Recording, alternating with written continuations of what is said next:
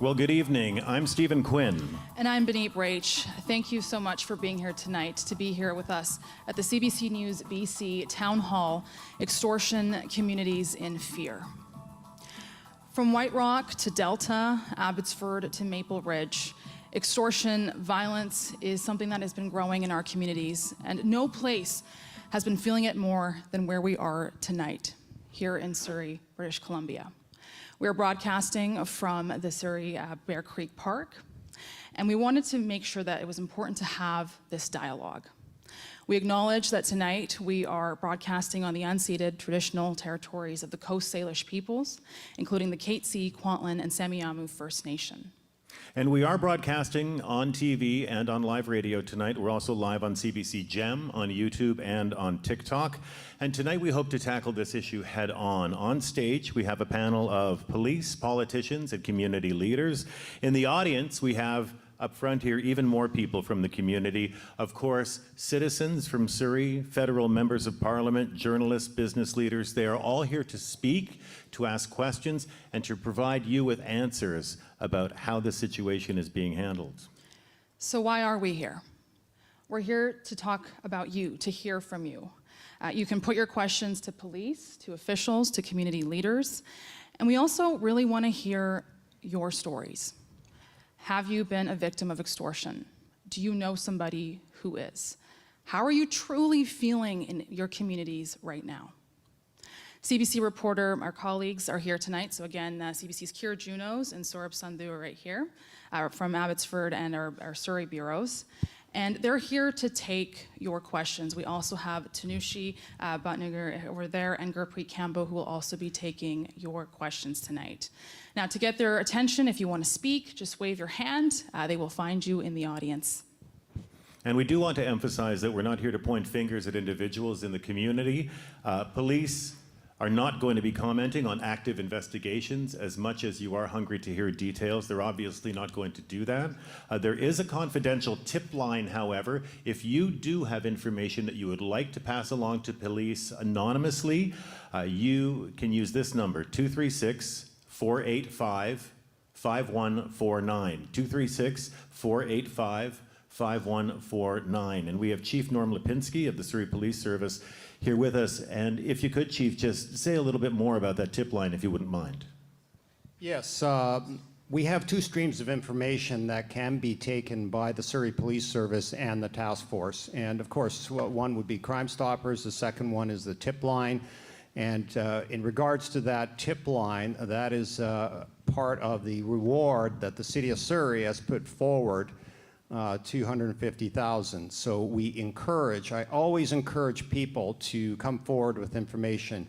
You never know when there's a small piece of data that will fit into the puzzle, and that would open up our investigative leads to hold people accountable for some of these crimes.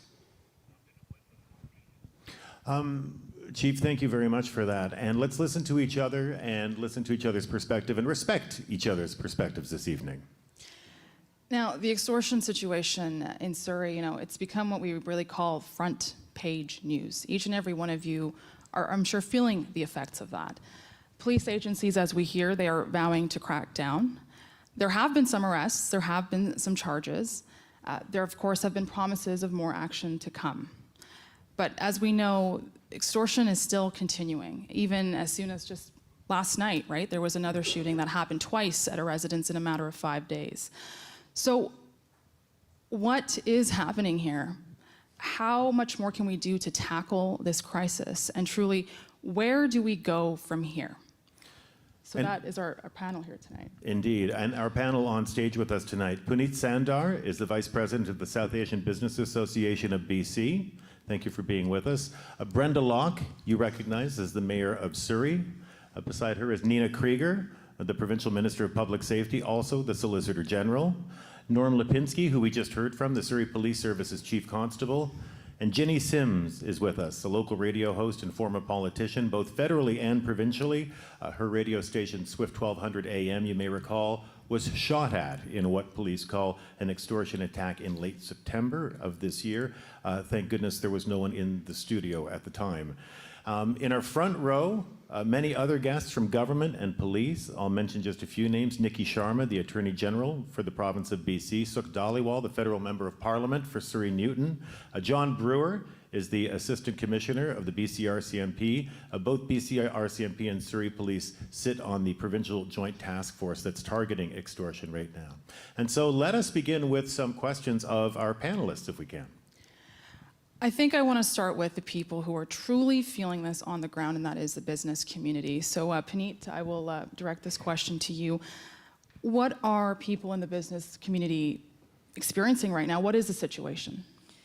Well, as you can imagine, Beneath, there's a lot of anxiety amongst the business community, and I can say that it is now also turning to fear. I mean, the business community has been through a lot over the last few years. We first dealt with COVID, and then followed right after that was the economic downturn, and then the businesses have to now deal with this fear and fear of public safety.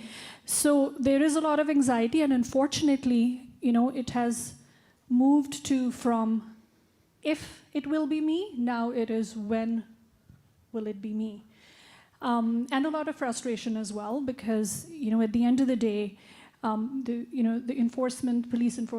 officers are doing their investigation. There's a justice system in place and there are processes in place. But if you think from a common man's perspective, they want to see results. And the first shooting that happened was exactly 2 years ago in November of 2023, when the first business in Pyle Business Centre was shot at. And from then to now, it's been 2 years, and everybody does not know what's happening in the background, the progress that's happening in the background. But I must say that, the news that we had a few days ago of some of those criminals being deported, and 78 of them that are in the line, is very reassuring. But I think there is, I must admit, a lot of frustration around, we live in Canada, we don't live in an underdeveloped country where there is, no rule of law. And we have abundance of resources as well, and how is it that it is taking us so long to see results? So I think the more results that are visible, the more decisions taken, and if that's what's seen, that is going to be reassuring, because we all want to see, what is a deterrent that can give everybody some comfort. And I think you're just saying if it will be me to when. That's a strong reflection there. Thank you. Thank you very much for that. And I want to move straight away to Chief Norm Lipinski on that. And in a moment, we'll hear from John Brewer as well, if we could bring one of our microphones up to the front row. But Norm, you first. Why are businesses feeling like that? As we just heard, I mean, it has been 2 years since the first shooting occurred. It was in November of 2023. This has only got worse. What can you offer businesses by way of hope that if they are targeted, as they obviously think they will be, how will they be safe? Yeah, thank you for that question, Stephen. First of all, we really, as a police profession, understand and appreciate the anxiety, the stress, and the fear of the community, and the frustration. And we also are frustrated. These are extremely complex crimes, and they're very difficult to investigate, although we are advancing the investigation, and as you heard earlier, we have had some success. To give it a little bit of context, how did we get here? And it's very difficult to discern why Surrey and why now, but I can give you a little bit of background in the sense of Brampton, which is Peel Regional Police. I'm in touch with the chief there. Edmonton, in touch with the chief there as well. They've had these kinds of incidents in large numbers for the last couple of years. And then it came to Surrey. In 2024, we had 10 files. And now in 2025, we're upwards to 95 plus. And so we just got hit with this, and it was very, very difficult to very quickly react and start investigating these offenses. And so Abbotsford, Surrey Police Service formed their own task force, if you will, the teams to deal with extortions, but the files still kept coming, and they're very difficult to discern of where did it start? Did it start offshore? Did some of these calls come in from Canada? So then that segued to the task force, provincial task force. There's 5 agencies. There's more than 40 people there. And Assistant Commissioner John Brewer is heading that up. And then we started to get some traction on investigations. That's little comfort, and I appreciate that, from the business community or the residents. And what we try and do is the policing agencies in the Lower Mainland is engage with the community. First and foremost, we need that information, don't pay, and preserve the evidence. Please preserve the evidence, the call or the message on WhatsApp. And then as we progressed with the investigations and have some success, 7 charges, there's been other arrests, and we're working with the Crown on getting charges. And everybody here probably has heard about the CBSA, and 3 people have been removed from Canada, and there's 78 other people that are under investigation by the CBSA. And so as we move forward and putting together these files, we're trying to engage with the community, but it's very difficult to really find out who's behind all this. Some people, and I'm one of them, feel that there is transnational crime occurring and groups, organized crime.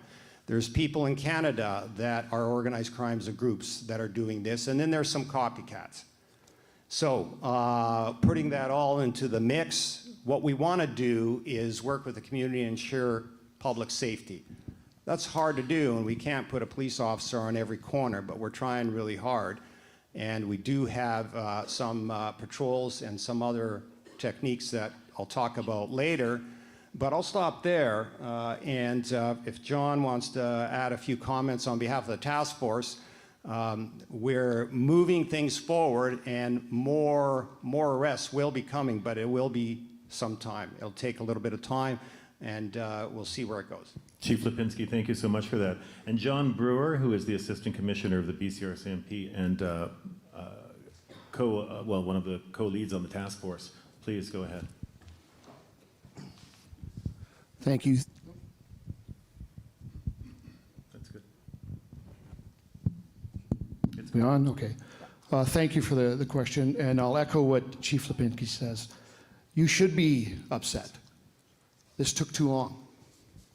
As often happens when we get waves of a crime come in. We were initially on the back foot, for sure we are. I'm here to tell you that's the truth. We're not anymore. We have the right resources in the task force. We're making great progress, and I will say the efforts amongst the RCMP, Surrey Police Service, Abbotsford, Delta, Transit Police, Langley RCMP, CFSU, CBSA, and others are making great strides. Does it take time? Yes. Would I like to see arrests more immediately? Yes. But arrests aren't going to solve this. Getting convictions, getting proper evidence to the courts so that we can get convictions, that's what's going to solve this. It's going to take some time. We are making great progress. I wish I could tell you the progress is being made. Chief Lipinski's officers, some are here amongst us today. My officers, the others from the other parts of the task force, around the clock. They're not taking time off on this. When a new file comes in, the task force is immediately on it, assessing it, whether they're going to take it or not, and then working to support the police of jurisdiction. The police of jurisdiction, no matter what that police force is best suited to deal with everybody at the local level. There's no question with that. Same with my RCMP officers in various jurisdictions. We are, as we speak right now, we are surging provincial resources from various units, emergency response team, dog service, the Highway Patrol, more from CFSU, coming in to support the Surrey Police Service, support Abbotsford, support all the other police jurisdictions here, to do 2 things: to advance those investigations to the best of our ability, to help educate everybody involved in this, the general public and victims. And I will echo what Chief Lipinski says.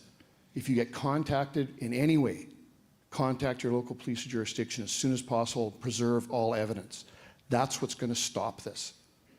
And then we work on this surge for suppression efforts, getting marked police officers out there, police vehicles in there, into the areas and the times when we know this is likely to happen, using intelligence-led policing.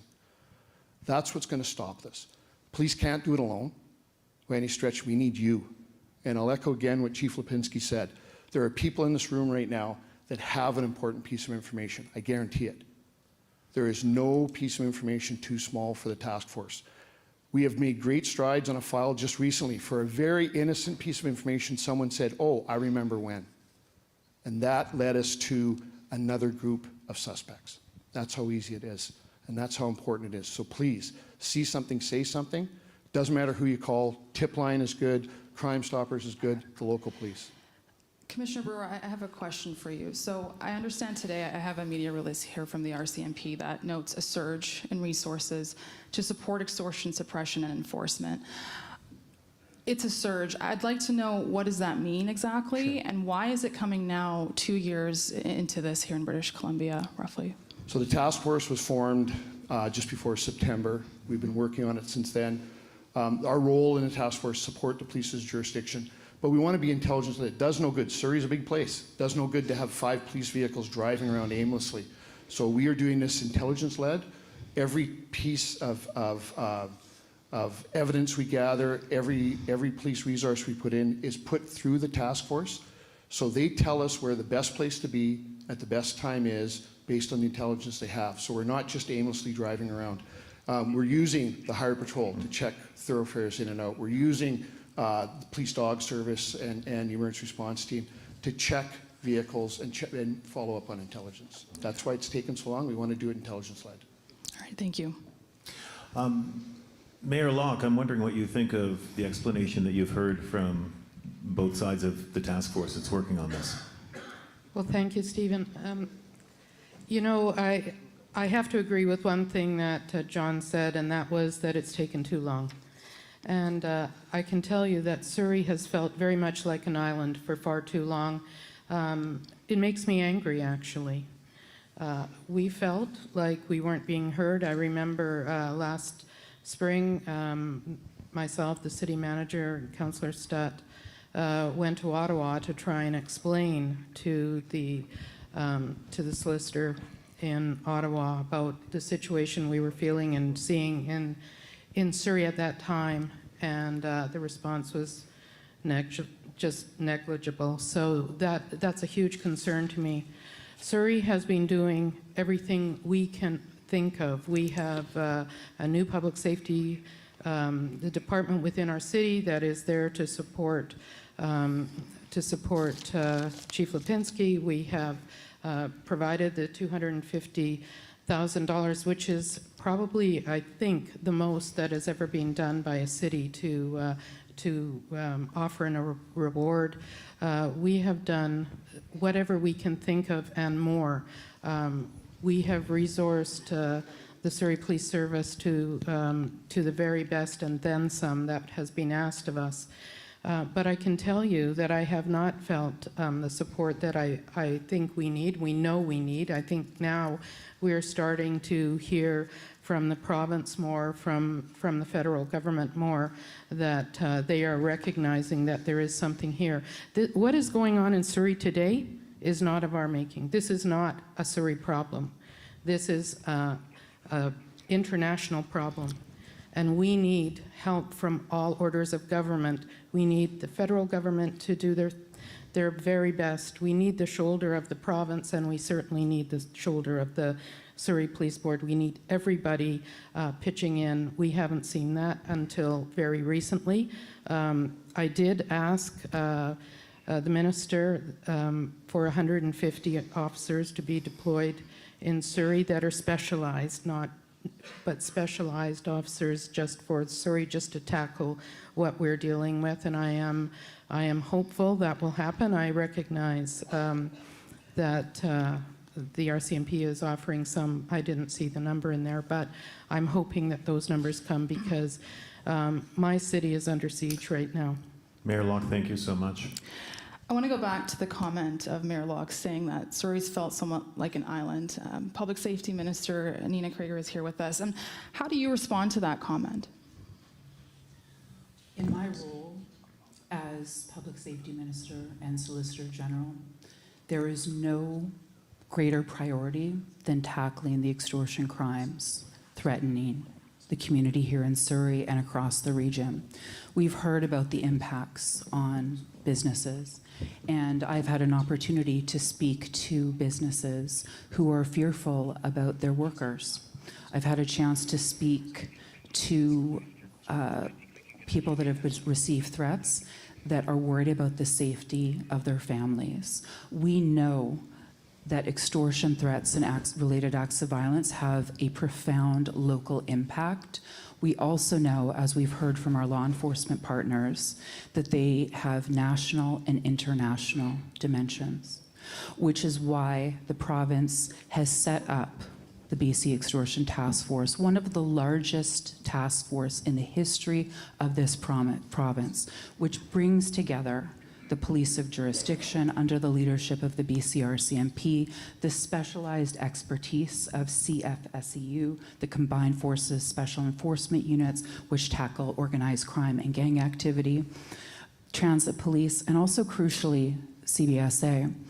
And as a result of these resources that the province has invested, and as a result of the tireless, skilled police work underway, we are starting to see results in the 7 arrests and charges, in the 3 removals from Canada, with 78 additional people under investigation. And we know there is more work to do. That is why we were so pleased to see the BCRSMP's announcement today of the surge of officers and analysts that is strategic and intelligence-led and meets the needs that have been communicated by Surrey.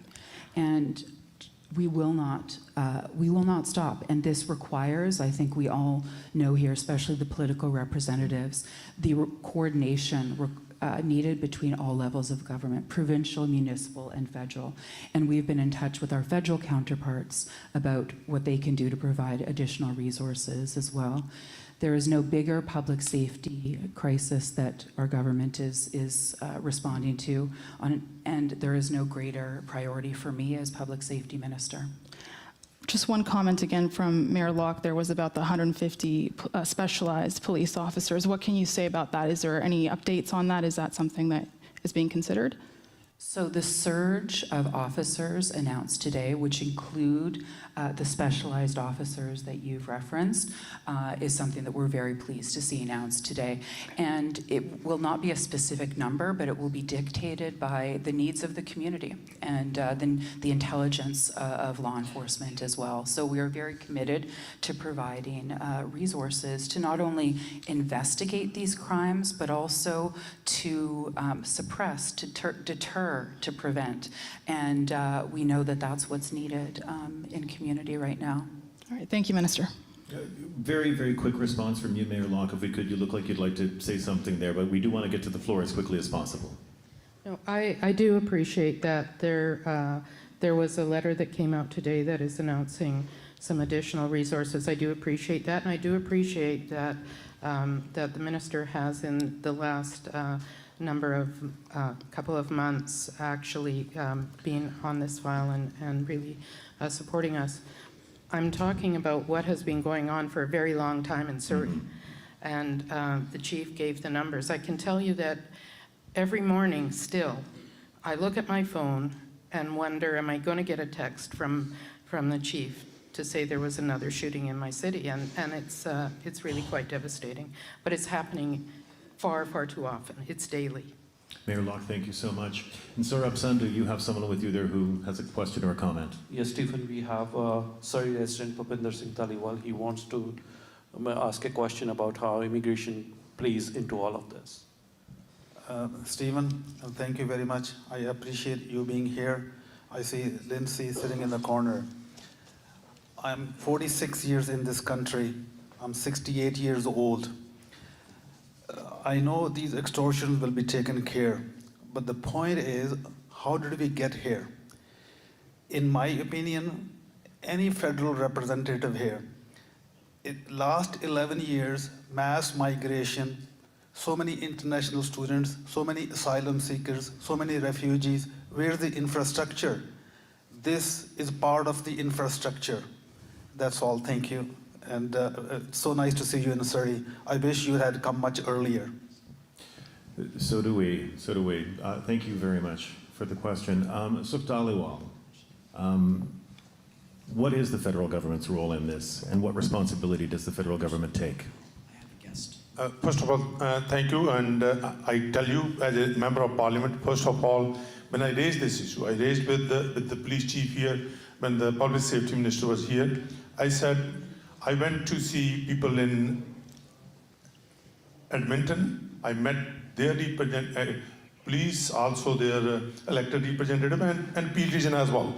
I raised the question to the chief that if the arrests can be made in Peel region, arrests can be made in Alberta, why those arrests are not made here, right? And of course, police chief told me, and it went to the charges. He raised that because this is the only province that, and one of the two provinces that police does not lay charges. In fact, he brought in, and I raised that with the premier when us as a Pacific Caucus met. I raised this with the Pacific Caucus, my own public safety minister, and they all were, I was able to convince them. Because I met with the ex-police officers, they said that it needs to be an accelerated police force to deal with it. Mm-hmm. And the only solution they came up with was that it has to be CFSU. That is the only unit that can deal with this. And I wrote a letter to the Solicitor General. Pacific Caucus wrote the letter to the Solicitor General. And also the Public Safety Minister wrote it to the Solicitor General to immediately ask if they can assign that police force to deal with this whole situation. Prime Minister is fully committed, as Solicitor General mentioned, that all three orders of the government and the police forces have to get into a room and figure it out, the solution. And in fact, it is under works. Hopefully that will come up and we'll be able to see that publicly in the next 2 to 3 weeks. All right, Mr. Dhaliwal, thank you very much. We also have a question. I'm going to go to Keir right now. Yes, there's a gentleman here who has a question about the law and its challenges it might present when it comes to laying charges. Yeah, hello. My name is Kartar, and my question is regarding the law. I want to also provide some facts. We keep meeting people at the ground level who are families who are affected by this.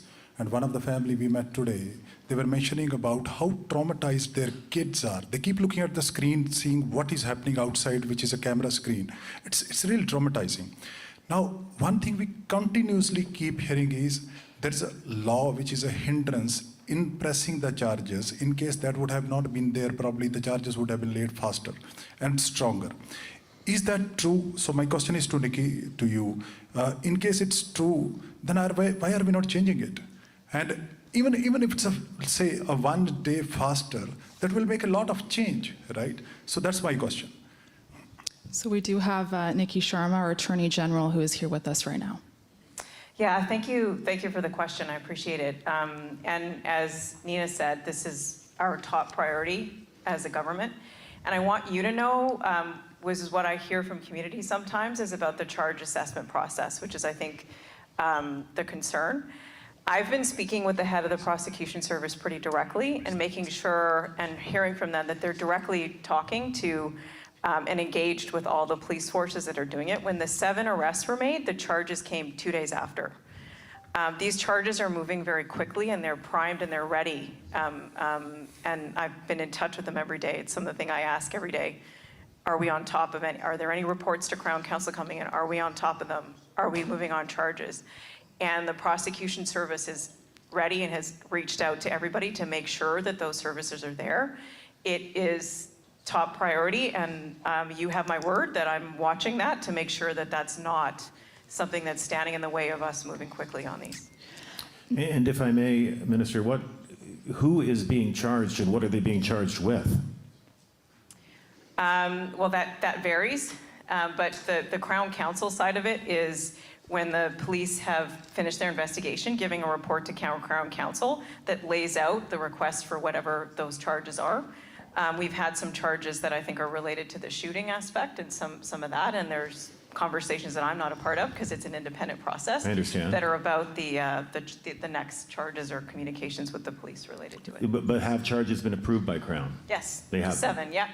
Those seven arrests and charges are Crown-related, the Crown worked the police to lay those charges. All right, very good, thank you. I'm Stephen Quinn, and you are listening and watching a very special CBC News town hall called Extortion, Communities in Fear. And I'm Benit Brach. So we are broadcasting live on TV and radio. We're also on CBC Gem, YouTube, of course on TikTok as well. We are at the Surrey Arts Centre right now in Bear Creek Park here in Surrey, British Columbia. We are here with our community members. We are here with leaders today. And we're asking the question, what can be done about the extortion crisis that is facing communities here in our province? And again, our reporters Sarab Sandhu and Keir Junos are here in the audience, ready to hear from you. Just put your hand up and we will find you. There have been a few brave individuals who have come forward wanting to put a face and a name behind the victims of these extortions. They speak about the impact on their livelihood and the impact on their families. Just have a listen and watch this. We're not going out of house after 8 or 9 p.m. We're staying most at home, and we have to wake up in the middle of the night and look around everything. I'm really scared about my kids and my family. We're not going in for grocery shopping, and kids are staying home. They're not going for schooling, and it's totally really sad and very stressful life. Those are the voices of two extortion victims you heard there from Parminder Sangara and Jess Aurora. And so what we would like from you again is, we appreciate your questions, but also just tell us the impact that this has had on your life and on the lives of your families. Someone who has been impacted by this firsthand is Ginny Sims. Of course, as I mentioned off the top, her radio studio was targeted and was shot at, fortunately, while there was no one there. But Ginny, just take me through a little bit of what you have been through. Well, I received... Your microphone, please. Thank you. Thank you. First of all, I want to say to CBC how much this means to the community, that you guys are here and you're actually broadcasting from here. Because for too long, we in the community have felt that nobody else knew and nobody else cared. Because let's be honest, the perpetrators are South Asian, or appear to be from sound and names, and the victims are South Asian businesses. So this is a Canadian issue. How did I get impacted? I received a phone call on Truth and Reconciliation Day. I was on my way to the event in White Rock, where I would have stood on the stage with Trevor and others there. And I immediately went to the office. And when I went to the studio, there were police cars there, and there were gunshots that had been fired through the outside door, through metal barriers, gone through glass, went through a planter, and then right into the studio. More than one bullet, many of them. Some of them pierced the drywall, went right through one wall and into the far wall. And my other colleagues started to come in, and we were in shock. And at first it seemed like, really? Here? And never noticed that the firings had been done directly into the studio.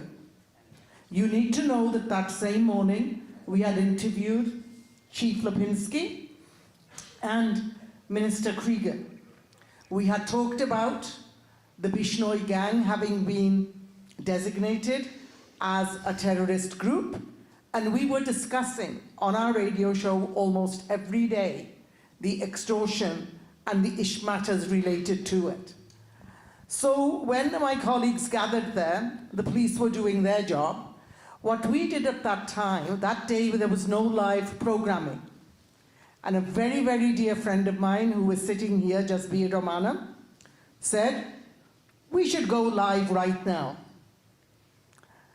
Because we should not let whoever shot at the studio silence our voices. So all of the hosts headed into the studio. We swept the glass out of the way and the drywall and the dirt and the mess. And we sat right at our regular chairs and we started talking, and we did that program for 3 hours. And it was only the next day that I actually saw, I was talking to a police officer who was in there to ask some questions. He said, "Ginny, where do you normally sit?"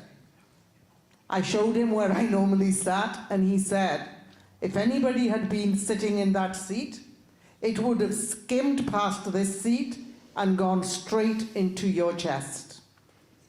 If somebody had been sitting in that seat. That brought the reality of what is happening right into our radio station. I saw that shooting, targeting media, trying to shut down our voices.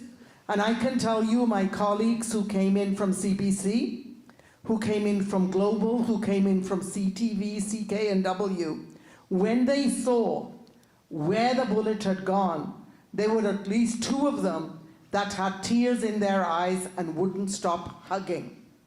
This is how much of an impact it has on you when you see that. That's the impact on those of us who work there. Our staff, support staff who work there, didn't want to sit on the front desk, in the hallway, in the reception area the next day. They operated from the back. But the rest of us carried on with our talk shows. I do want to say at this stage, when the task force was formed, I was very happy, because up to that time we had about 40 cases. But I would say since the task force has been formed, the number of cases has doubled. The growth is like a hockey stick. And I can tell you, every single day, we talk about this issue on the radio talk show. And what we say is this, and we hear it in the community. We are glad we're getting federal attention. We're glad we're getting provincial attention. But why the heck did it take so long for this much attention to be paid? So that is the question I'm often asked, and I'm repeating that question. They say, when I listen to my friend Sergeant Brewer, I say, thank you for the work you're doing. It is tireless, it is tedious. Our police force, thank you for the work you're doing, but there's only 840 of you in a city that's almost the size of Vancouver. Vancouver has 1,460 plus police officers. We have 840. But the other thing is, and I will keep going back to this, too many people were silent at the beginning because they were scared. It was easier to pay. But now people are coming forward. And if the victims do not feel safe and protected by our law and order, those who are in charge of that, they will go underground and people will lose confidence in the system. So one assurance I'm looking for from everybody is there is going to be protection for the victims, because in those homes, and I visited many of them, are the wives, the businessmen, kids, grandkids. And they live in fear 24/7. It's not a 5-minute fear for them. It is a 24/7. Ginny Sims, thank you. Yeah, I'm sorry you had to experience that. You mentioned victims, and we also have another one who is willing to speak today. Saurabh, yeah. Beneath, we have Surrey resident Samir Aroda with us, who wants to share his story. Yeah, thank you for the opportunity. I'm also one of the victims here, one of the homeowner, and the police destroyed my home because one of my tenants was a suspect. I just want to ask the police, what is our fault as a citizen or a homeowner? Being a homeowner is not a crime in this country. Number two, since these incidents are not new, like, it's been happening for a long time, as a citizen, I don't have a authority to fire anybody or kill anybody. You guys have the gun. You guys have the whole force. You have a support from provincial government, federal government. You have drones, you have everything. So what is not working? So I just want to ask you that. And I want to give you a suggestion also. Stop saying sir to the criminals. You'll have to treat criminals like a terrorist. You'll have to treat them the way military treat the terrorists. Catch them intensely, to interrogate them, and they will tell you 10 names, and that's how you fix the problem.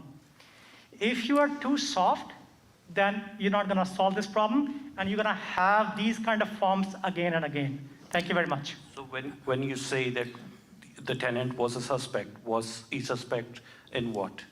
So he was a suspect for extortion and firearm possession, but we were the one who were penalized. The suspect says, I'm innocent. Police said, oh, we've done our job. You guys show big and result is nothing. Sorry. Thank you very much for that. Chief Lipinski, how would you like to respond? What is not working? What can you say about those concerns? A couple of things. I'm sorry for the circumstances that you were in, sir. One of the things that struck me, and when there was talk about charge approval. So just to be very clear, here in BC, we, the police, investigate the crime, and then we work with the Crown to forward the charges. Now, what's been happening with these extortions, as was earlier indicated by the AG, is that the Crown has been working very, very closely with us. With the task force, with Surrey Police Service, my people, every second day, they're calling the Crown and they're evolving the investigation. So the investigation has to happen, we work with the Crown, charges are laid, and then people are held accountable that way. So we have to work within the four corners of the Criminal Code of Canada. And we have to work within the four corners of bail issues. And also the CBSA, who've been very helpful and part of the team of the task force. We have federal immigration laws as well. So we work within those confines of the law, be it what it is, and many may agree, disagree, but that's what we work with. Sir, when you're going up the hill, you have to change your gear. You're not changing your gear, sir. That's the problem. Thank you very much for your question. We appreciate it. Jenny would like just a brief moment, if you could, because we would like to get back to the audience. On the victim issue and safety issue, when a victim reports and they give you everything that they have, and we've got other victims who are sitting here who may not want to identify themselves, for them to be told, well, if you go away for a couple of weeks, and, well, put extra cameras in around your house. And yes, we can be here for a few days, but after that, we'll just keep driving by on a regular basis, which we don't know what that means. That is creating a fear amongst the victims, and I've talked to many, many of them, because they feel abandoned once they have reported. So much so that then they wonder, why would we report if our security and safety is not ensured? That is a question that I get asked over and over again. And Chief Lipinski, do you have any idea how many of these incidents are going unreported? I can't speculate how many there are. We've certainly had 44 shootings so far this year in Surrey, and we've had upwards to 90 files. And when we're talking about the victims, so important to us.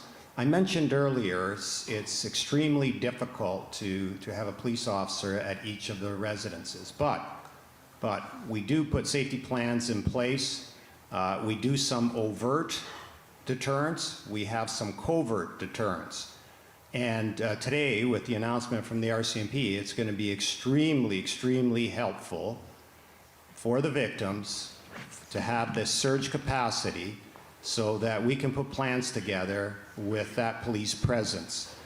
Very difficult 24/7, but there are circumstances and times when we've put people overnight in front of people's businesses or residents. Little comfort to the 71 victims, all of them, and very difficult to protect all of them.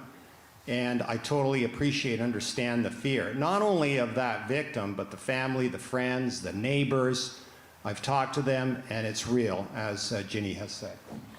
Thank you, Chief. I know that Keir Juno has someone who wants to ask a quick question over there, but just a quick comment, if we could, from John Brewer, the Assistant Commissioner for the BC RCMP. Yeah, I just want to say, so I understand what you're saying, but when we do an entry into a house, there's damage done. There's ways to get compensation for that.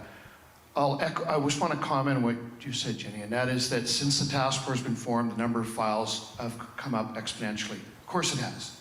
We announced the task force and we asked all of you, trust us, report the crimes. It's working.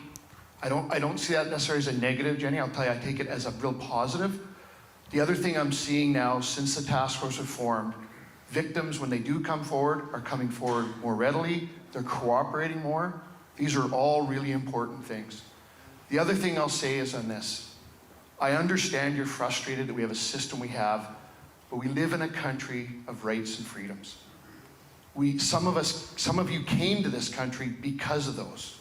I've served in countries where the police and the military are thugs. You don't want that here. Yes, is it frustrating? We got to take time to investigate this, use the rights and freedoms and the system we have? Yes, I understand that. Every police officer does.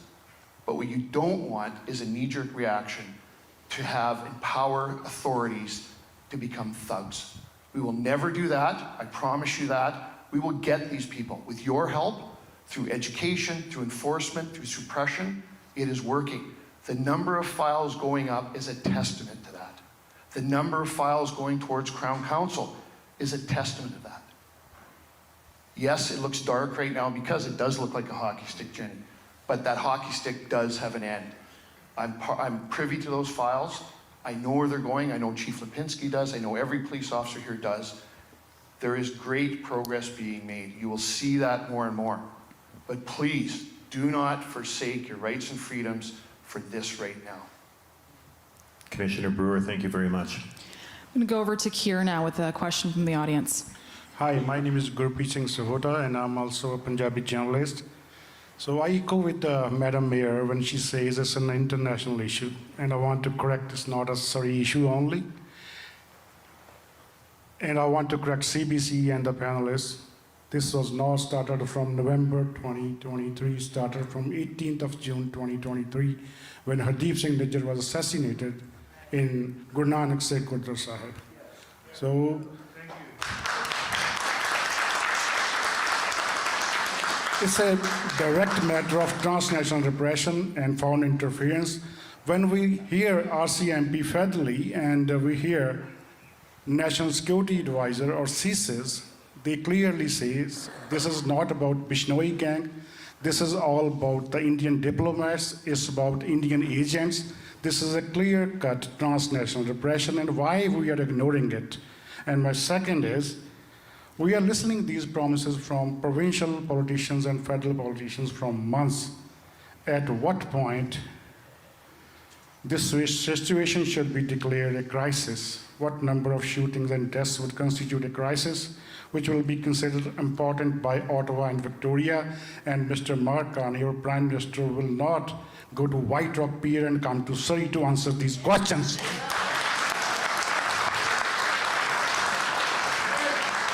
Thank you very much for that.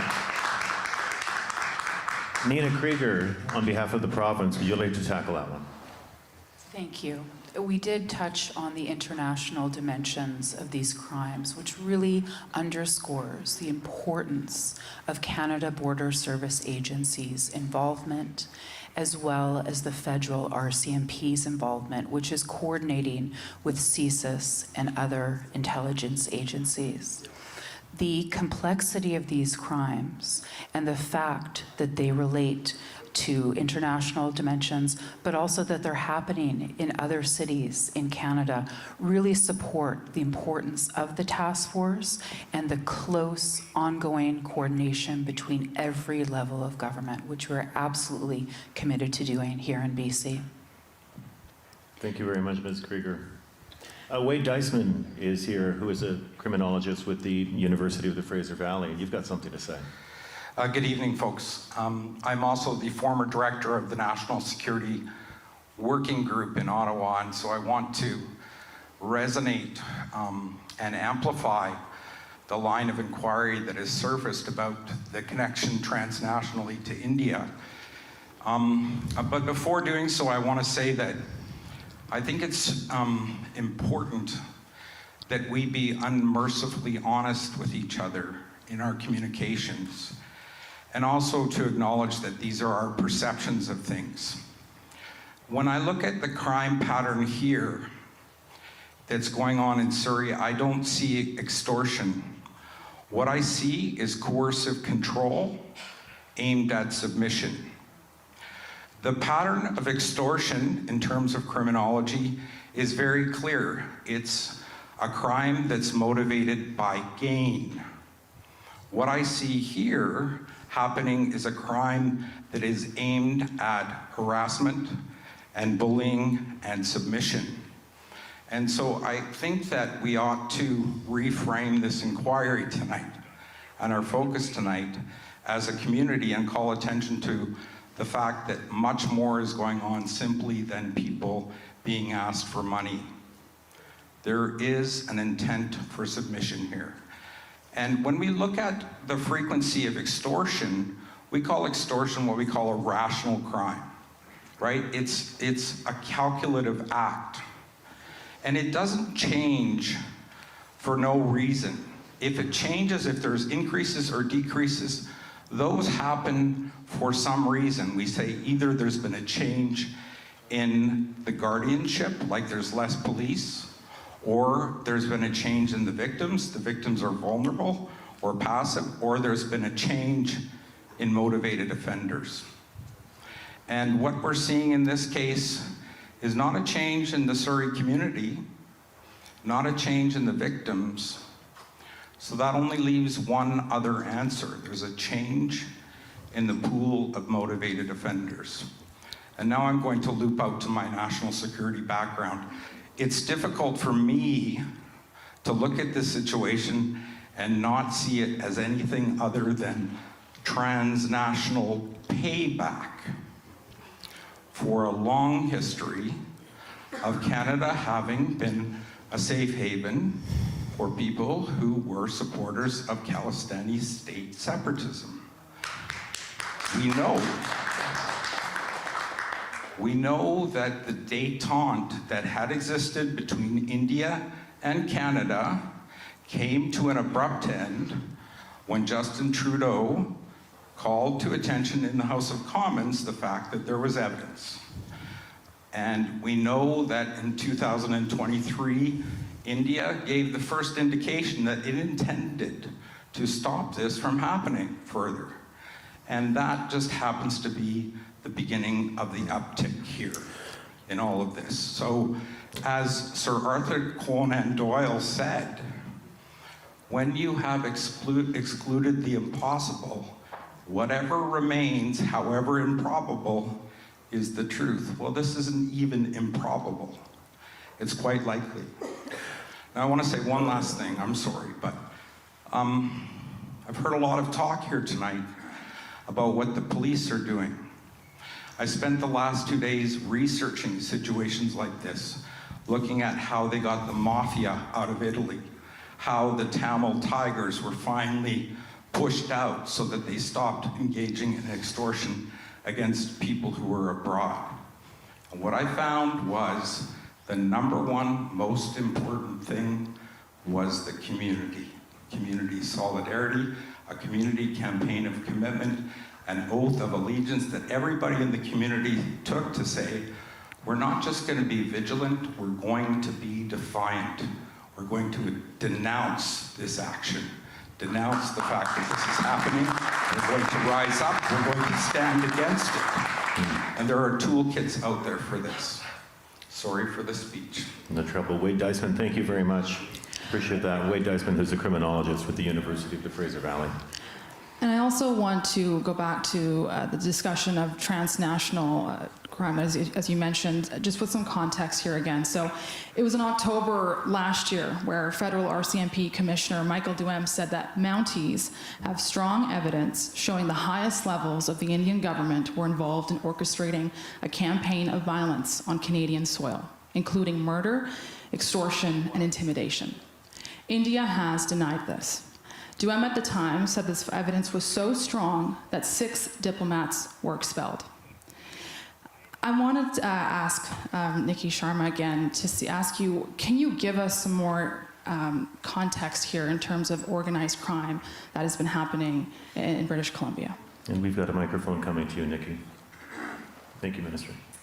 I appreciate the question, but I have to say I don't think it's best directed at me because the federal government is the one with the tools and responsibility related to not only international relations, but also how we relate to different countries. And so I maybe would ask if our federal representative would speak. I would just say one of the things we've been, so it was our request that got the terrorist designation for the Bishnoi gang. It was our request after the Niger incident that got us to get more information from the federal government so we could protect our citizens that were facing challenges of international, but we are not part of the higher level intelligence that the federal government has with CSIS, so that's a federal government. All right. And if you could hand your microphone over to the federal representative, Suk Dhaliwal. Thank you. It's good that Lucky mentioned Mr. Nijjar's assassination. When the assassination happened, there was only one politician, elected representative, that was there on the second day, that was Suk Dhaliwal. I went there and I raised this with the Prime Minister and in the Parliament.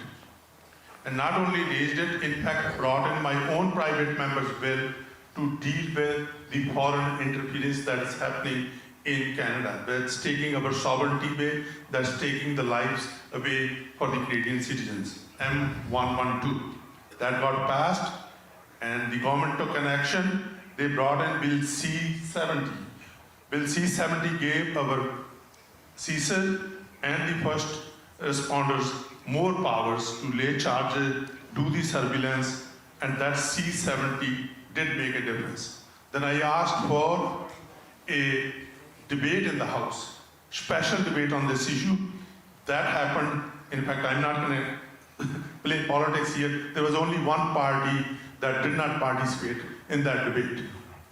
That was kept away, and in fact, that was Conservatives. Every other party was in support of making sure that the safety of Canadians is protected.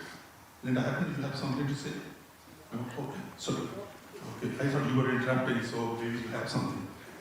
So that happened, and then, of course, Attorney General mentioned about Bishnoi gang. Brenda wrote, they wrote, our Pacific Caucus raised it, and Prime Minister did not take any more than a second that it was needed to make sure that it get designated as a terrorist organization. And even today, when Modi was going to come in, right, I'm the one, there was a single politician that came out and made sure that I'm opposed to that Prime Minister coming into Canada because the lives of Canadians and the businesses are at risk. I need that public support. I did not see, reporters at that time coming to me and giving me the support that I needed to fight for that on an international scene. And I can tell you, Prime Minister is fully committed. I have had discussions with the Prime Minister in the last caucus meeting. He has already called the meeting. He's on the file. He's taking it very personal, and it will, once the decision is made, we will make that public. Suk Dhaliwal, thank you.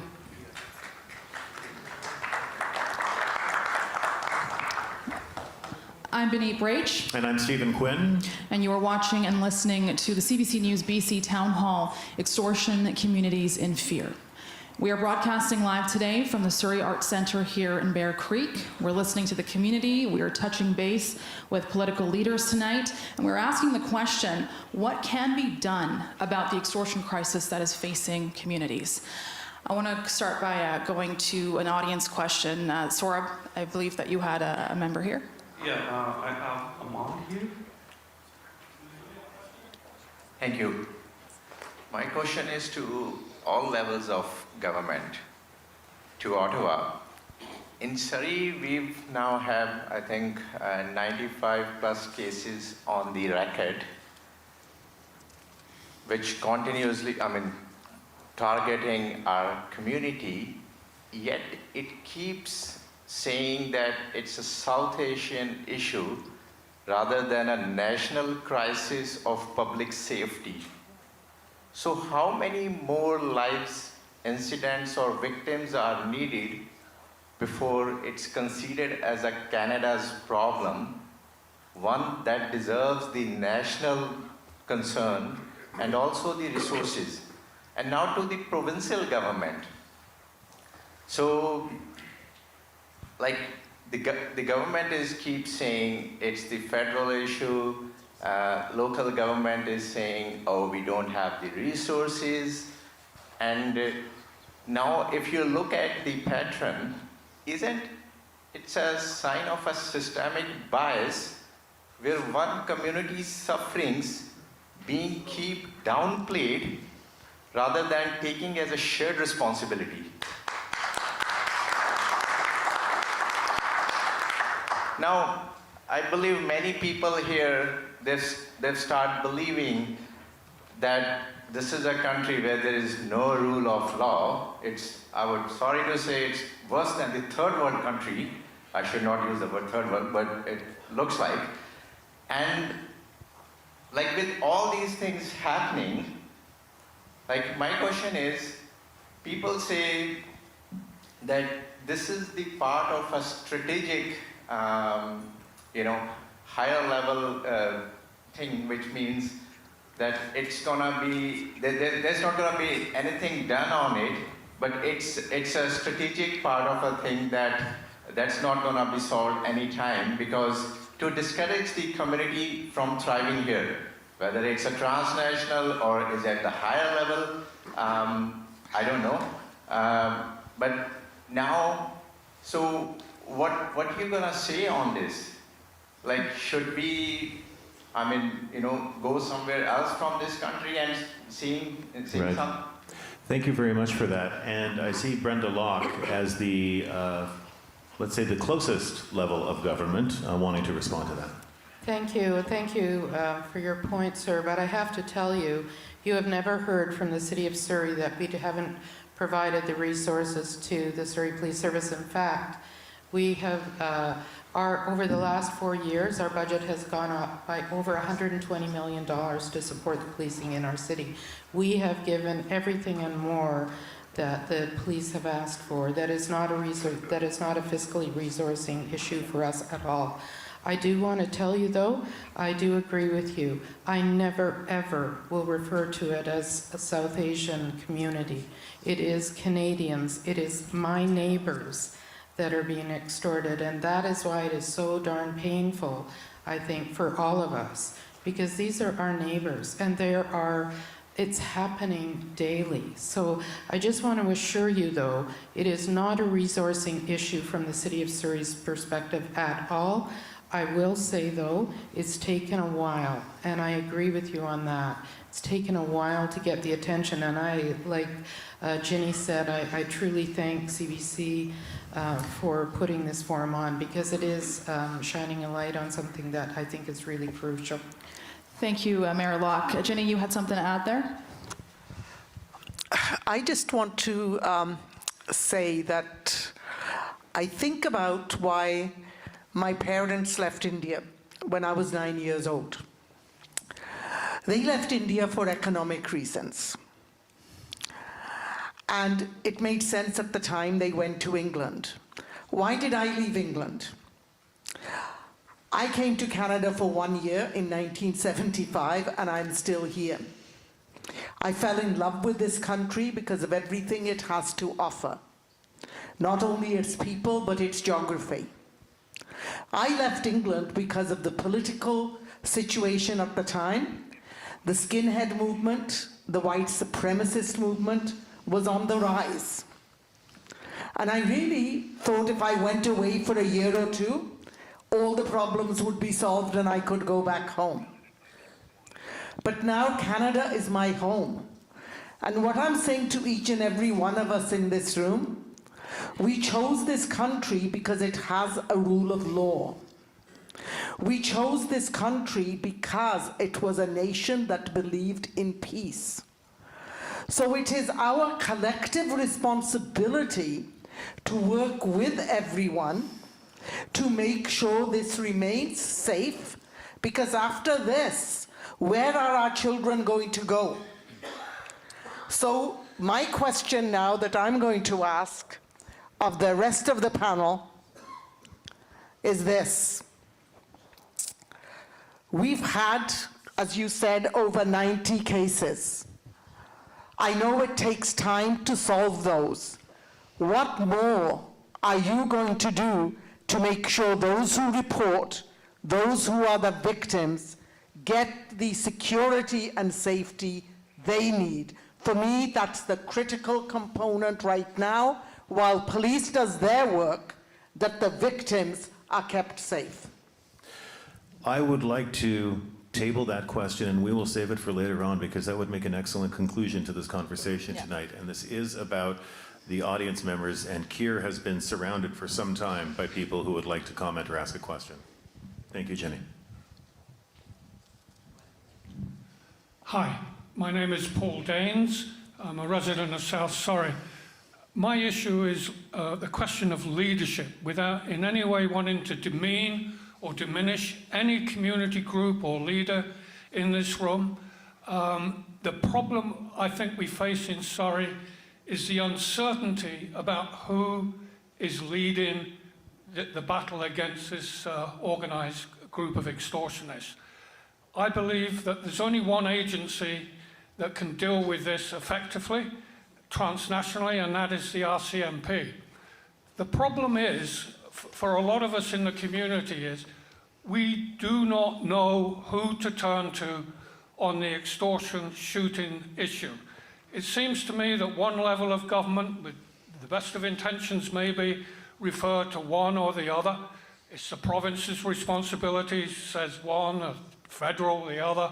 We need one leader and one organization, just as though we were at war. In the history of warfare, I've never heard of a winning side having multiple leaders and agencies and no single objective. I urge you on the platform there to get a handle on the leadership so that the people in Surrey and elsewhere can know who to listen to and who to talk to. We have the SPS and the RCMP, and one other thing, with the task force composed of all of the agencies in the Lower Mainland except VPD. Why is that? Very good. Appreciate that question. Thank you. Assistant Commissioner John Brewer, you hear about kind of the concern with different levels being involved in this. Are there certain challenges that are being posed by the fact that there's so many different organizations involved? Short answer is no. The relationship and the communication between the SPS, the various police of jurisdiction, and the RCMP is virtually seamless. The politics here is, put that aside, when it comes to working on investigations for criminality, police roll up their sleeves, we put away the whatever different badges are and everything else, and we work on dealing with criminality. That's the reality. And I like your analogy, but I'll bring it a little further here. Yeah, let's treat it like a war, sure. But you had Eisenhower in charge of the entire European theater, you had Montgomery, you had Patton. They all worked well to beat the enemy. We're doing the exactly same thing. We have leaders at every level that cooperate with each other. I talk with Chief Lipinski all the time. I talk with his deputies. My people talk with them. So to put it simply, when it comes to the police in this room, and the police that are part of this task force, both in the Lower Mainland, outside the Lower Mainland, across this country, my federal colleagues that are working with the different police agencies from coast to coast to coast and transnationally. We work together with one aim in mind, and that is to end this scourge and to catch the people perpetrating it. Thank you. Thanks very much, Sean. Now, Sarab, you have someone who has been standing with you on the stairs there? Yeah, so we have Kuljit here who wants to ask us about this forum itself. Thank you so much. My name is Kuljit Kaur from Media Waves. As RCMP representative mentioned that, of course, to handling the situation we are late. I appreciate his acknowledgement. Of course, we are late. Now, extortion has turned into domestic terrorism.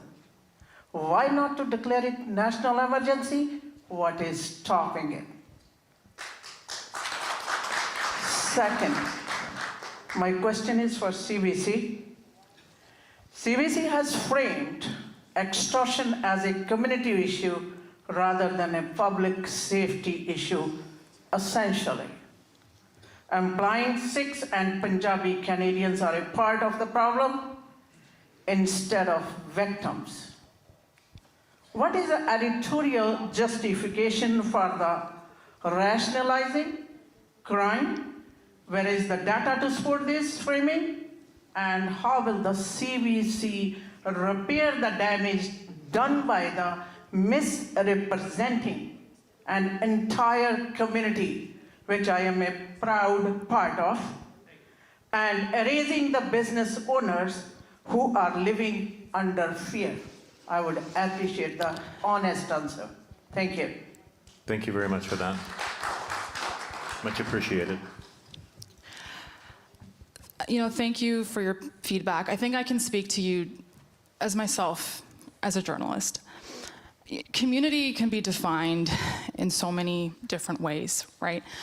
And I hope with the voices that we have today, we're trying to show you that this is something that is beyond Surrey, beyond Abbotsford, that this is national in a way. We have that representation here tonight. I know that the consequences of what is happening is being felt in all kinds of areas. For example, for me, I understand that there's I get a release that there's an extortion-related shooting. I am going there, right? I am asking the questions. I am trying to speak to the victims, getting an understanding in just hours in a day of what's going on. You have someone like my colleague Saurabh Sandhu. Yesterday, we get another release that an extortion-related shooting perhaps has happened in Surrey, and he goes there right away. So we are trying our best to show that this is happening in the ground of our communities. But that's not to say that it hasn't been reflected on a national level, right? When I talked to you beforehand about journalism that has been done in the past, where CBC News has covered the allegations from the RCMP discussing how this is a transnational issue, we have covered that. Investigative stories have come out on that. I look to my colleagues like Evan Dyer in Ottawa. That is happening. But of course, every day we are learning how to better represent our communities in the work that we're doing. I'm learning, Saurabh is learning, everyone is trying their best. My colleague John Hernandez has been looking into what led us here, the timeline of it, and every day we are doing our best, I promise you, to represent the voices here.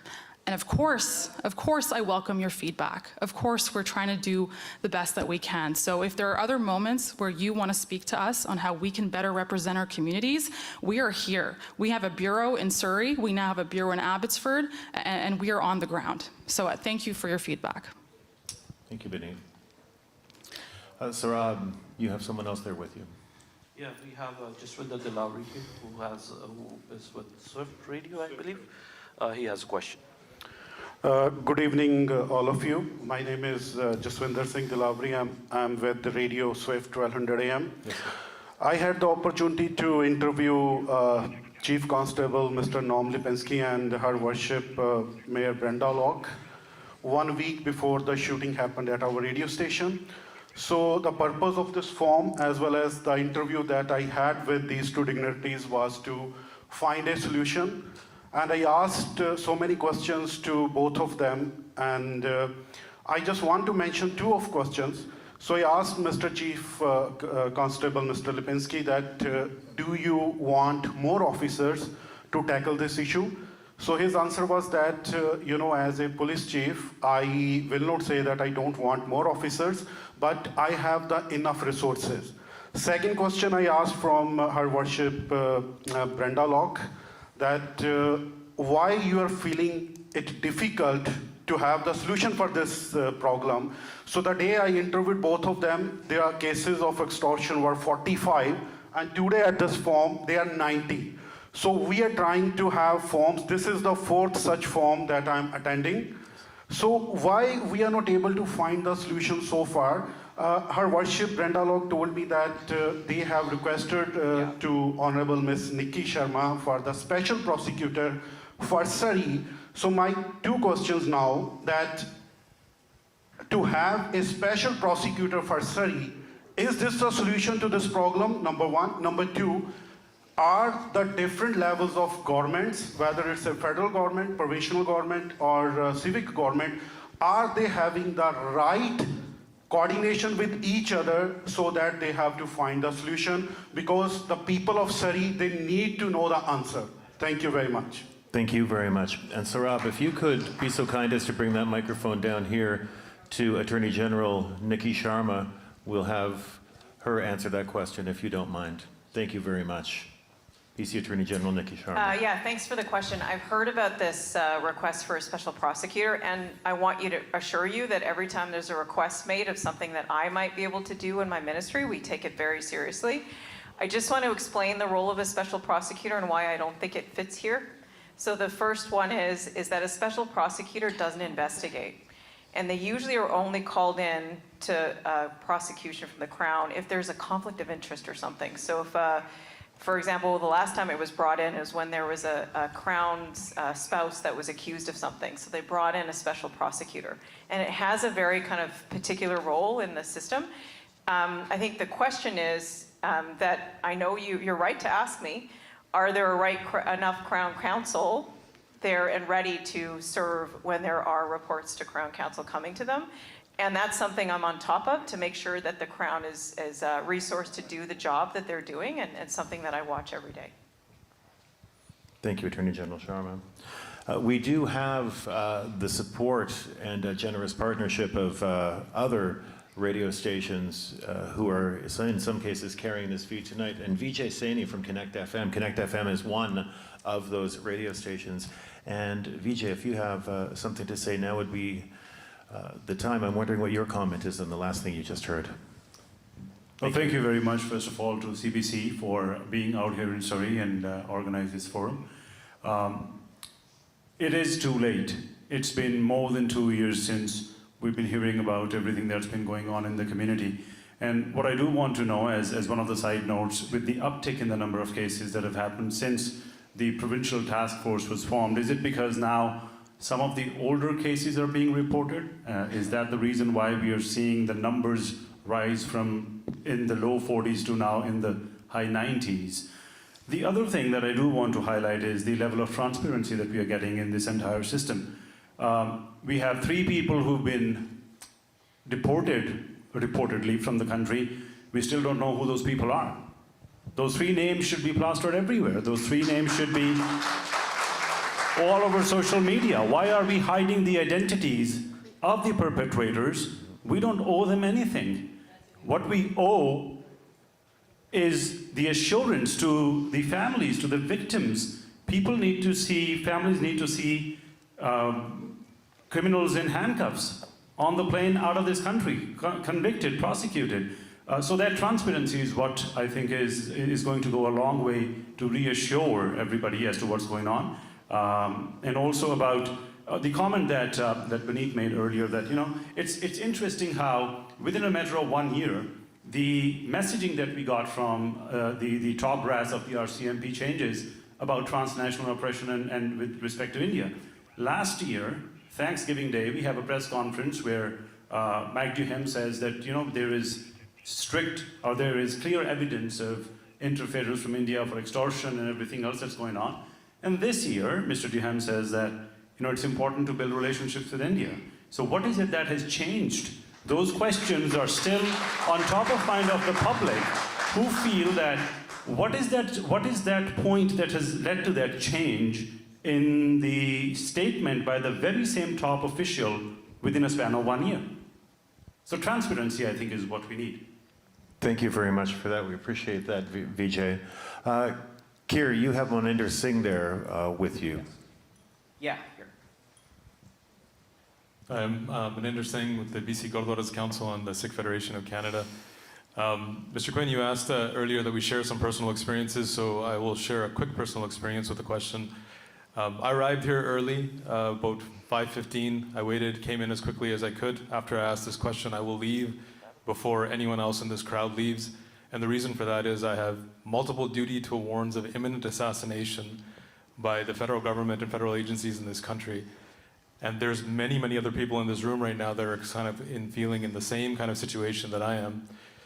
And when you have these types of situations, you come and go, and you don't come and go at your own will. If anything happened to somebody else because I was in the room, that would be something that I would have to live with for the rest of my life, however long that might be.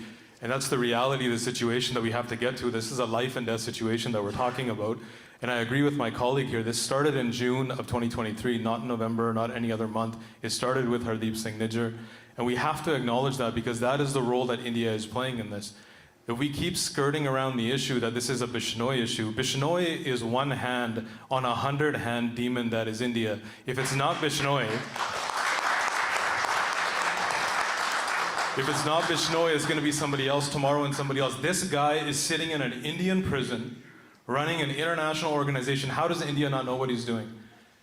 There's no way that he's sitting in a maximum security prison running this operation without India somehow being involved, and yet we're not willing to even say India's name in certain circumstances and forums. And this is part of the problem that we're dealing with here.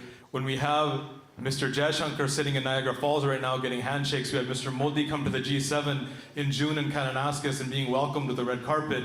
These people aren't even a part of the G7. Why are we going out of our way to actually invite them here? And the comment made just right now about 1 year, what has changed?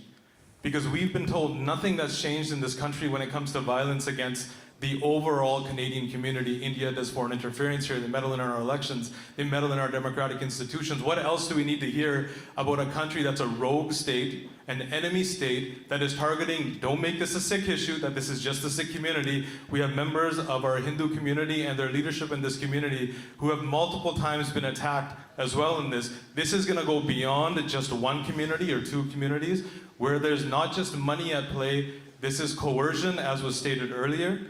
And we have to get to a point that if the members of this panel have ideas and solutions when it comes to a national problem, stop giving us regional Band-Aid solutions. Thank you very much, Mohinder.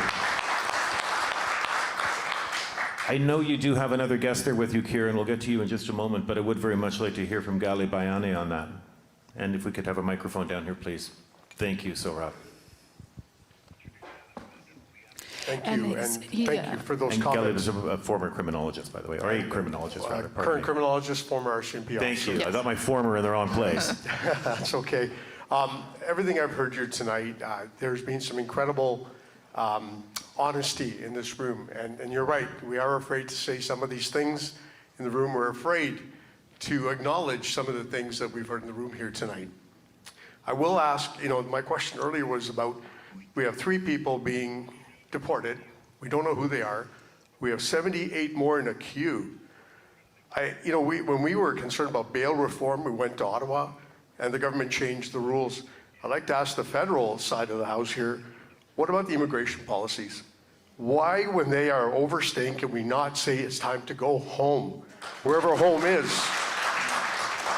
By allowing them to work within our rule of law and within our rules, which we have, and we have for very good reasons, they are taking advantage of our rules. And we need to make sure that they don't do that. When I say they, I'm talking about these perpetrators.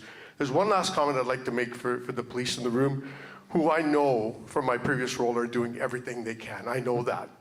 And I know they can't tell us everything. And I'm not in that job anymore, so I don't know. And I'm not going to speculate. But I will say this, that these criminals have crossed a red line. My understanding is they've made threats towards the police as well, to injure police officers, to hurt police officers investigating these crimes. I'd like to hear a comment from the federal side on the immigration as well as from the police. But if that's correct, they've crossed a red line, and they are really, our rule of law means nothing to them. So let's get back to the immigration side and put some teeth into those rules and that legislation and get these people back out of here because they don't deserve to be here. Thank you very much, Khalid.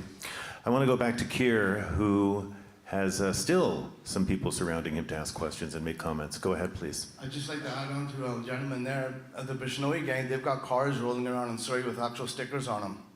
So why aren't the cops doing anything about that? Not only, my street has been shot up 3 times, 126A. 3 times our street has been shot up. What does the cops do? Come, they park their car in front, leave it there for a couple of weeks, and they're gone. My kids are scared, my family's scared, the whole neighborhood's scared. I'm just asking elected officials and even the police officers, what are we waiting for? We've had an innocent girl that was sleeping in her basement suite, got hit in the shoulder. The shooting on 32nd the other day that's been shot up twice, there's a guy working outside in the yard, he got hit in the cheek. The cafe on Scott Road, 3 times it's been hit. And now if the police officers are getting threatened, the police office on King George was shot at, what are they waiting for? I remember in Bridgeview, there's an incident where a transit officer, he got hit in the arm, and they had Bridgeview lit up. Patola Bridge was closed, they had tanks on the street, they had officers on doors, cars were being stopped. And how many people is it gonna take now? Our brother, Hardeep Singh Nijjar, was murdered in the Gurdwara parking lot. How many more people are we gonna lose before you guys actually open up your eyes? Chief Lipinski, I'm going to leave that to you. Yes, thank you for that comment and the question there. So, given our present situation, the intention of all the police officers in this room is to hold these people accountable. In order to do that, we need a strong, strong case among the 4 corners of the Criminal Code of Canada. And that's what we're putting together. The Assistant Commissioner mentioned earlier about how we're moving the investigations forward. We are. And when you're talking about even the reward that the City of Surrey put up, I have to be careful about transparency versus revealing investigative techniques and so forth, but we did get a number of calls. And so the upshot of all this is we have to ensure we got a great case to hold these people accountable, because the tragedy would be that if it's anything less than the threshold required, then the person walks free. And that's just not right. Thank you, Chief Lipinski. Would anyone else on the panel like to take a look at that?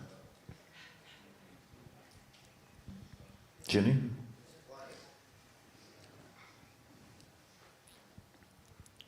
I'm going to go back to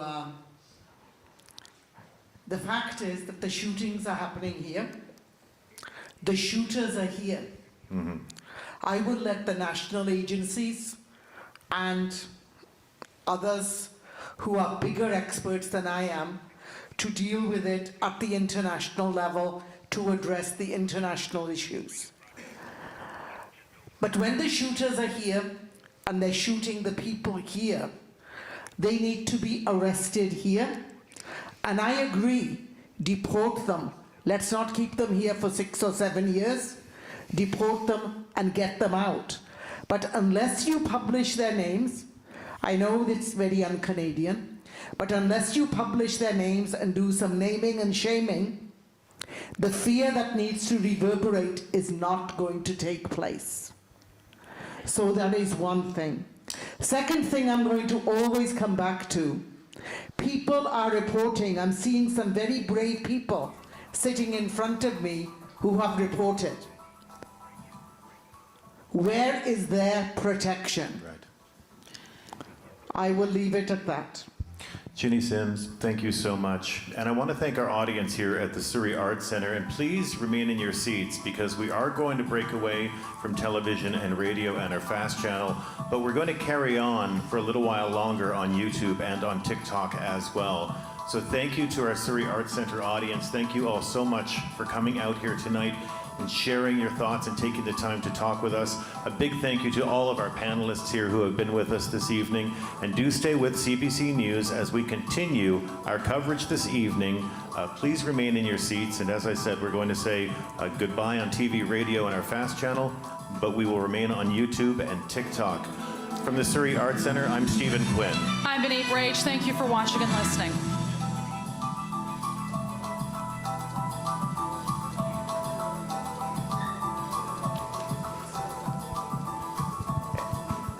So yeah, you can stay. That was just for TV and radio. Thank you. Yes, that was for TV and radio. We are still on the air on YouTube. And now back to Sohrab. You have a question there with you. We have a gentleman here, Gurjot Singh, who's been waiting very patiently. Thank you very much. So what I want to say is that these extortions are a symptom of a bigger issue. It's very simple here. The RCMP last year said that they had clear evidence that violent crimes being done here in Canada were linked to Indian officials. This is transnational repression. That is the underlying issue here. The extortions are just a symptom of that. Canadians are being targeted for exercising their democratic right of free speech, which India calls terrorism. It is a Western pillar of our democracy to have free speech. And these attacks across Canada, these violent crimes, are done to silence Canadians.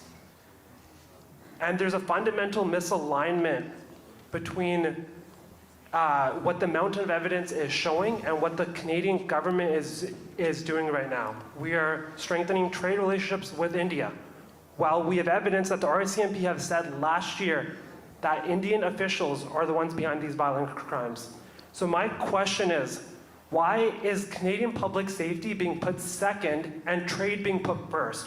Why are Canadians being put second and sex being put second and trade is the #1 thing here? And we will put that question to Member of Parliament Sukh Dhaliwal. If you wouldn't mind coming down and bringing the microphone to Member of Parliament. Thank you. Thank you. Member Dhaliwal. Same question I asked Foreign Affairs Minister Nityanand as an elected representative, and the answer was that they are not sacrificing the sovereignty and safety of Canadians. In fact, the first question she told me that she raised with the Prime Minister of India as well as the Foreign Affairs Minister of India is that they got to cooperate with our authorities that are dealing with those cases to provide all the information and be upfront to make sure that there's zero interference from the Indian government and their agents. That's the answer I got. And in fact, it's good that you raised it publicly, and I will take it back again to my caucus. And I have never shied away from asking these difficult questions, whether to the Prime Minister, whether it's to the Minister, or whether it's to any other order of the government. And I will continue to do that. Beneath, I've got a question here that I received from one of the people who have spoken to in the past. So Yes. I'm not going to name them because they don't want to be identified. But this is the text that they sent me tonight. I see that you are at CBC Forum.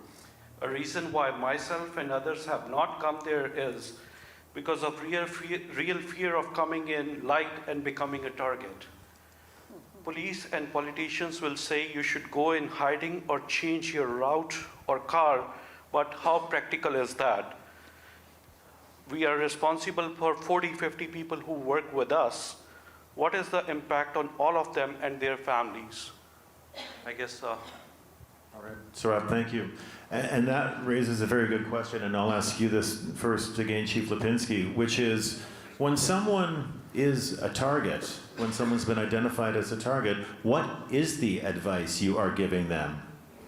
A couple of things. So if somebody is the victim and there has been a shooting, there's a couple of things that happen. Number one, the investigators arrive on the scene and start collecting the evidence. Number two, what happens is we have a community engagement team that goes door to door and looks to getting more information, but also trying to reassure the public and tell them the facts as they know them. then the investigators will conduct what's called a risk assessment. And that is a long list of things. I won't get into all the details. There's then a category that is applied to that of what kind of risk is there. Then their advice is given to that individual, and that could include presence of police overnight, that could include cameras that we provide, that could include covert techniques that we would provide. Getting back to what I said earlier, we do have in the city of Surrey 71 victims, and it's very, very difficult, I think everybody can appreciate, is to have that 24/7 police presence outside your house or business. However, now that we are gaining the surge police officers from the RCMP and working with the task force and Assistant Commissioner Brewer, we're going to modify what we do and how we do it pertaining to safety in the neighborhoods where there have been victims. And are we seeing police tell people to, as we heard a moment ago, go into hiding, change their route, change their vehicle, that sort of thing? Yes, there's been a number of files where people have either moved out for a period of time and certainly changed their habits. And then we follow up with them. We do a further risk assessment, and that would include if they received any more calls, the tone of the calls, the escalation of calls. There's a number of factors that go into that. All right, thank you very much. I'd like to put our next question to Minister Krieger here. You know, you've heard about the demands for action today. You've heard about strong sentiment when it comes to how much fear people are facing. You've heard about opinions emphasizing the need to look at this through a transnational lens. What would you like to tell the people who are watching and listening today? First of all, I'd like to thank everybody in the audience, both here in the theater and online, for sharing their experiences, for the courage to speak about the profound impacts that threats of extortion and related acts of violence are having on the community, on you individually, on your families, on your businesses. There is no greater priority for me as Public Safety Minister of BC than providing police with all of the tools and the resources that they need to identify those perpetrating these crimes, investigate those crimes, and to bring arrest charges which lead to convictions. I think we all want the same thing, which is to see those perpetrating these crimes behind bars, or those that are perpetrating these crimes who are not in Canada illegally to be removed from Canada. I've heard some frustration about the length of time that these investigations are taking, and we've heard from law enforcement about the complexity. But it also speaks to the absolute essential coordination that is happening between every level in government. It's because of CBSA's involvement on the task force that we have seen those removals from Canada, and we have those 78 investigations either way. It's because of BC working with our federal partners that we've seen the designation of the Bishnoi gang as a terrorist entity, giving police more tools to investigate these crimes and hurt criminals where it truly hurts the most, in their bank accounts and their wallets. We've also seen the bail reform measures that BC has advocated for and that are now before Parliament. Hearing from community underscores the impact on community and also the deep commitment that I am seeing and feeling in this room to support the work of law enforcement. And I cannot thank those who have come forward with information enough for their courage. And I cannot emphasize enough the importance of timely reporting of any and all information to the police of jurisdiction or to Crime Stoppers if you wish to remain anonymous. Yeah. And it's through those community tips, that we will continue to investigate and continue to hold perpetrators to account. And here in BC, we will not stop until our communities are and feel safe to the people that call them home. Thank you, Minister. Now, we've got just about 5 minutes left here, and I just want to get to as many people as I can. Puneet, we have not heard from you since the very beginning. How are you feeling about what you have heard here so far tonight? Well, it's obviously, as I said, it's very reassuring to hear that the investigations are going. But you know what? I think the businesses at this point don't want to hear that we heard you, we got you, trust us, we are doing this, and I'm very confident, very sure that the police is doing their investigation. But I think we're past the point to even say we want to see action. I think that we are now at the point where we actually want to see results. And I echo Vijay's comments, and the 3 deportations that have happened and the 78 that are still investigating, I can understand for the ones that are still under investigation. I do not understand why, some end results that we have seen, why those names are not being made public. I'm sure that would be a deterrent. And I think I do also want to touch upon the fact that, the business community has heard a lot. They've been given a lot of advice. But one thing I think I would continue to emphasize on is that if anybody is, being threatened or is a victim, should come out. I don't think we want to create a notion that because of the fact that it's taking so long and because of the frustration, we start believing that what's the point of reporting. But I think the other part of that also is, it's heartbreaking to hear the experiences of what the victims have gone through. I guess it is a Surrey issue. It is not just a Surrey issue. It is a Canadian issue. But unfortunately, all the victims are of South Asian community. And the businesses feel, and a lot of people feel, that these are all the people who had, I think most of them, if not all, are immigrants. Maybe first-generation immigrants.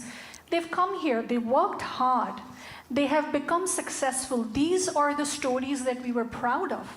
These are the people who've lived the Canadian dream and were an inspiration to the other immigrants who came. And we've come to a point where people are actually afraid of being recognized as being successful. We have come to a point where businesses who've done well or individuals who've done well are now trying to kind of feel scared of the fact that they've done well. And I think that's very unfortunate. And I am very confident that, I'm sure police is doing their investigation. I don't think of a reason why they would not want to do their best. And I'm sure all levels of government have finally, taken some action as well. That is the area where I think the frustration is, why did it take us more than 2 years? So it is reassuring to see that, but I think we have to also identify where the gaps are, what are the reasons why there is still delays, and try to cover those gaps. And that feeling out there, I think, is very unfortunate. This is not what we want to see in the community. Puneet Sandar, thank you so much. Puneet Sandar from the South Asian Business Association. We have exactly 2 minutes left.